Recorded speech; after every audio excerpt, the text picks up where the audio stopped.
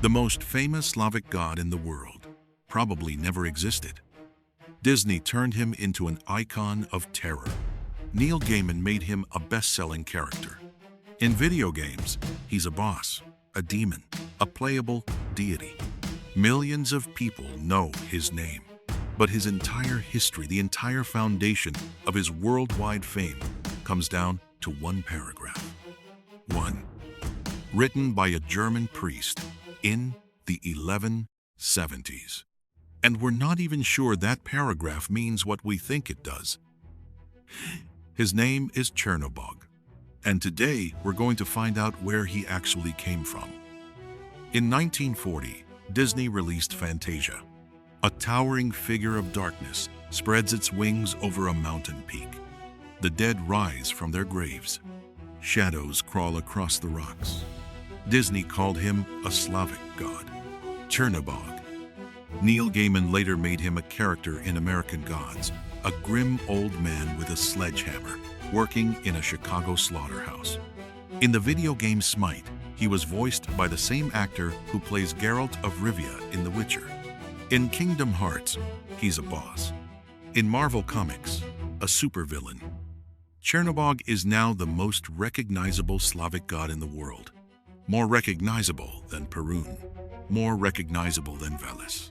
More recognizable than gods who had real temples and centuries of worship. And here's the paradox. His global fame rests on a single paragraph. 1. But what does that paragraph actually say, and what does it really mean? We'll get to that. First, who wrote it? His name was Helmold of Bosau, a Saxon missionary sent to convert the Polabian Slavs tribes living between the Elbe River and the Baltic Sea. Around 1168, he wrote his Chronicle of the Slavs. And in chapter 52, describing pagan feasts, he wrote this: The Slavs pass a bowl around in a circle. They speak words not of blessing, but of cursing in the name of two gods, a good one and a bad one. Everything fortunate they attribute to the good god, everything harmful to the bad one, and the bad god they call Czernobog, the black god. That's it. That is the only reliable medieval reference to Chernobog. No description of a temple, no rituals, no myths, no images. One paragraph, written by a man who saw everything through the lens of Christianity. Now pay attention to 3 details. First, Helmold only names the evil god. The good god remains unnamed. The name Belobog, the white god, doesn't appear until centuries later and was most likely invented by Christian authors seeking symmetry. Second, Helmold immediately equates Chernobog with the devil, the Latin word diabolus. This isn't neutral ethnography. This is a missionary who sees Satan in every pagan ritual. Third, what he's describing sounds like an ordinary drinking custom. People toast to good fortune and curse bad luck. But a 12th century missionary sees something else, the worship of a dark deity. So, one paragraph, written by an outsider, through an outsider's lens. But what does the word Chernobog actually mean? The answer changes everything. Linguists have been debating this for over a century. In Old Slavic, the word bog didn't originally mean God. It meant fortune, fate, one's allotted share. The same root appears in the word bogati, wealthy, literally endowed with fortune, and ubogi wretched, literally without fortune. If that's true, then Chernobog isn't the name of a demon. It may simply mean black fate, dark fortune, a poetic expression for misfortune, like saying a black streak. And Helmold, already aware that bog meant God in Slavic languages, may have heard something far more sinister than what was intended. From a possible misunderstanding came an entire god. But the story doesn't end there. In the 19th century, modest Mussorgsky composed Night on Bald Mountain. Later came a version titled The Glorification of Chernobog. The name was alive again. After Mussorgsky's death, Rimsky-Korsakov reworked the piece, softening it, reshaping it, and adding a triumphant sunrise that Mussorgsky himself never wrote. And then, in 1940, Disney transformed it into something immortal. The animator chosen to bring Chernobog to life was Vladimir Titla, the son of Ukrainian immigrants.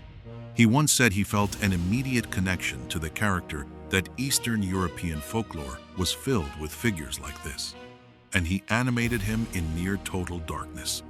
The only light came from beneath his drawing surface. Disney even brought in Bela Lugosi, the star of Dracula, to pose as a reference model. Titla rejected the performance. He wasn't looking for an actor.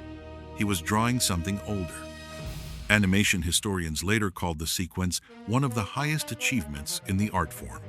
Walt Disney described the character simply, the devil himself.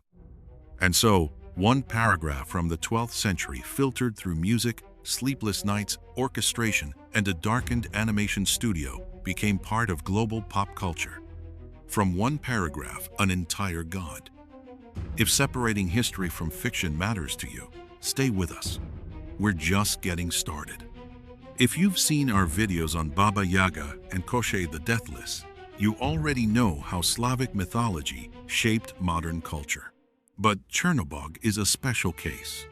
He became world famous, with almost no historical foundation at all. And that raises a deeper question. Why do we know Odin but barely know Perun? Because the Slavs had no writing system before Christianity. When the Glagolitic alphabet appeared, it was created by missionaries not to preserve pagan myths, but to spread the gospel. By the time the Slavs could write, their old religion was already condemned as heresy. And Christianization was often brutal. In 988, Prince Vladimir ordered the statue of Perun, the thunder god with a silver head and golden mustache, thrown into the Dnieper River. The very statue he had erected only 8 years earlier. Temples were burned, idols were destroyed, sanctuaries were dismantled, and no one arrived in time to write the myths down before they vanished. The Norse had Snorri Sturluson. The Slavs had no one. What survived are fragments, scraps, echoes. And that's why Chernobog isn't just a dark figure from mythology. He's a story about how fragile cultural memory really is. One paragraph, one translation, one interpretation, and millions of people are convinced they know an ancient Slavic god of darkness. Chernobog didn't become famous because historians proved he was real. He became famous because storytellers decided they needed him. From one paragraph, an entire god. From one translation, an entire mythology of darkness. But Chernobog isn't the only Slavic myth hiding in plain sight. If you've played The Witcher, you've already encountered Slavic folklore. Leshens, Rusalkas, Strigas, Noonwraiths. Creatures that seem like pure fantasy actually grew out of the same tradition, the same world. And most players have no idea. Next time, we uncover the real mythology behind The Witcher. And after that, you'll never look at its world the same way again. Subscribe and ring the bell. The spirits are watching.